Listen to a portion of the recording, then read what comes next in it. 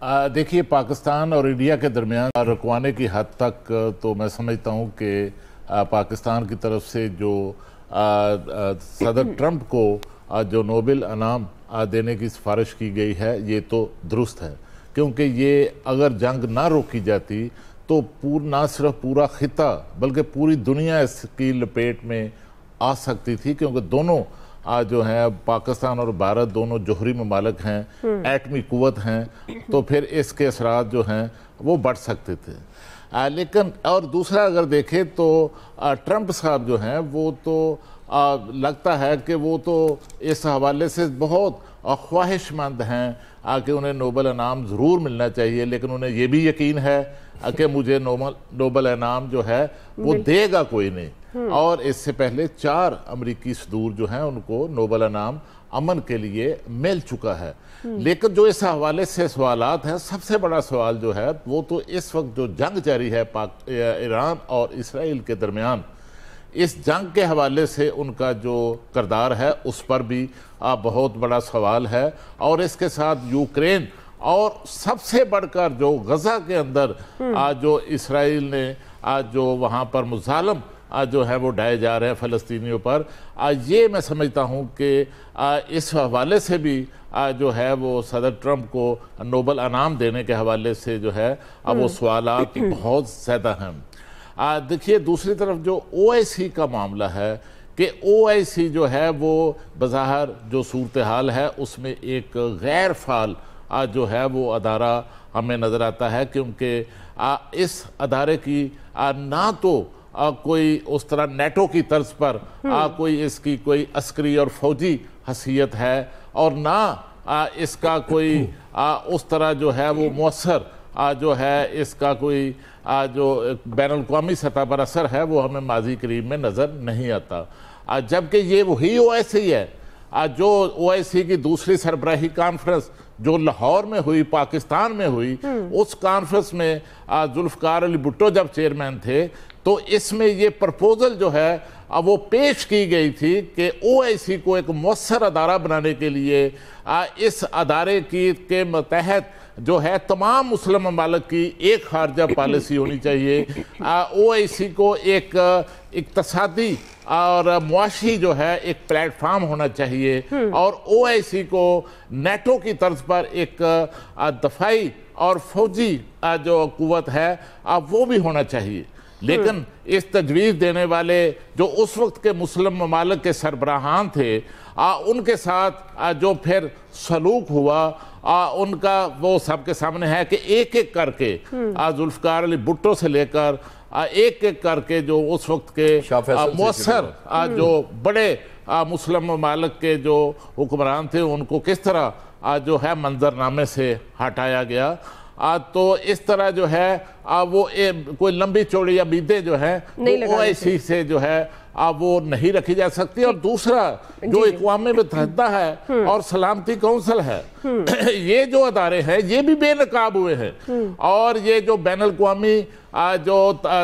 एटमी तवानाई agency है इसका किरदार भी जो है वो एक्सपोज हुआ है कि ये अदारे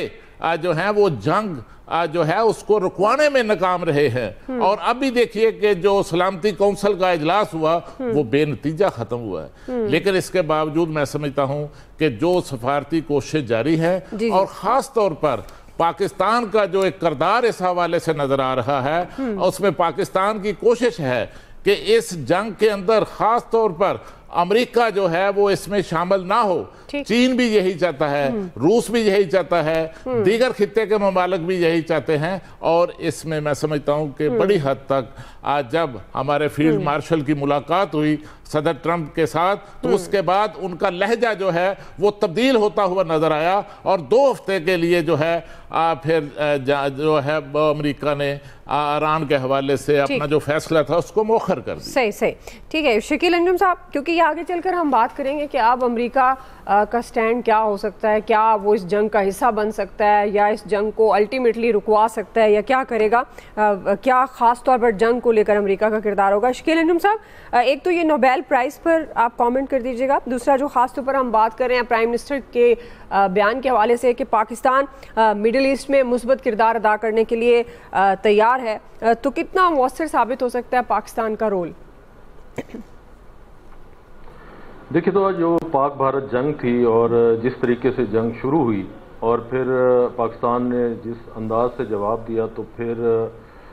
انڈیا کو مجبوراً جو ہے امریکہ کا سہارا لینا پڑا اور اس نے جو ہے صدر ٹرمپ سے گزارش کی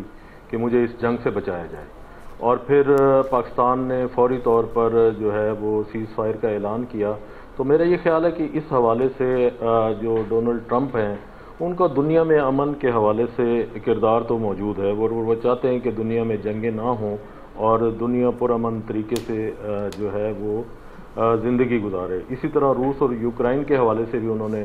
اپنا کردار ادا کرنے کی کوشش کی, اگرچہ اس میں ابھی تک وہ کامیاب نہیں ہوئے ہیں, لیکن انہوں نے اپنا کردار ضرور ادا کیا ہے. آپ یہ دیکھیں کہ اس سے پہلے جو ہے وہ پاکستان کے حوالے سے جب بھی کوئی بات ہوتی تھی تو پاکستان کو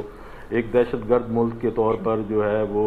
پیش کیا جاتا تھا انڈیا کی جانب سے پوری دنیا میں. لیکن پاک بھارت جنگ کے بعد آپ دیکھیں جو ہمارا سفارتی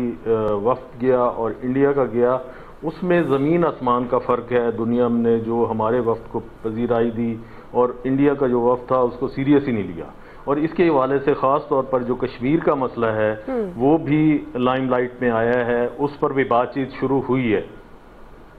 اس حوالے سے بھی ڈونلڈ ٹرمپ نے کہا ہے کہ کشمیر کا پرامن حل جو ہے وہ ہونا چاہیے. تو اگر یہ ساری کوششیں دیکھی جائیں تو جو ان کا پچھلا دور تھا اس میں بھی انہوں نے کوسوو کے درمیان جنگ بندی کرائی. تو اگر امن کے حوالے سے بات چیت جی چلیں, کوئی آڈیو ایشو آ گیا, اسے کنٹینیو کریں گے. ناظرین ایک بریک لے رہے ہیں, بریک کے بعد واپس آتے ہیں کوئکلی. جی ویلکم بیک ناظرین. شکیل انجم صاحب, آپ ایک طرف تو امریکی صدر یہ دعویٰ کر رہے ہیں کہ اسرائیل جیت رہا ہے, اسے حملہ روکنے کا نہیں کہہ سکتے, جنگ میں شامل ہونے یا نہ ہونے کا فیصلہ 2 ہفتوں میں کریں گے.